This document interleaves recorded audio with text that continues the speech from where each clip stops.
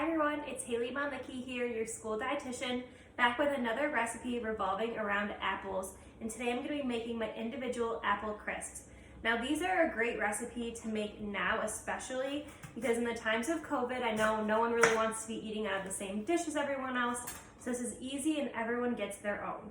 So I have a very large Honeycrisp apple. You could use any type of apple that you would like, your favorite, whatever you have. And if you're doing this and you are not comfortable using a knife, just ask an adult to help. This first part is a little bit more difficult, and then once we start filling them, it's easy. And these just pop right in the oven. They're done within 30 to 40 minutes. So very carefully, I'm just going to go around the core and just get out the seeds. And we kind of want to make a little bit of a divot for where our crisp filling is going to go. So like I said, these are individual, so you're going to get a half of an apple each, which is great.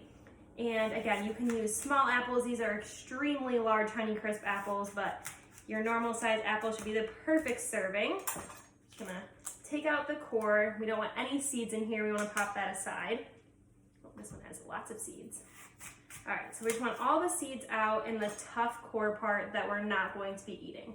So now what I'm going to do is just place my apples into a baking dish. So you can hollow out a little bit more if you want like a perfect circle, but these are really meant to just be easy, throw together. So now let's start on our crumble mix. So I have some melted coconut oil here, but you could also just use melted butter.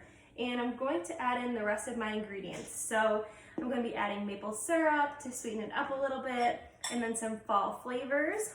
So I'm going to add a little bit of maple syrup. You could always just use honey or any other sweetener of your choice. Tons of cinnamon. If you didn't have just regular cinnamon, or if you really want to amp up the flavors, you could add like pumpkin pie spice or apple pie spice. All of those have ginger and cloves and nutmeg, all those warming spices. And then I'm add a dash of vanilla extract for some added flavor, and I'm just going to mix these all together. And then I'm going to add in my oats. So this is going to form my crumble mix that's going to go on top of my apples. So about 1.5 cups of oats, and then we're going to just toss these to coat them in the mixture. This is going to be so delicious. It's kind of like a mini apple pie, or like an easy single serve little apple dessert. And these would be great if you serve them with a scoop of ice cream or a dollop of whipped cream. They're so delicious for Thanksgiving or just for a regular weeknight, just a little special treat.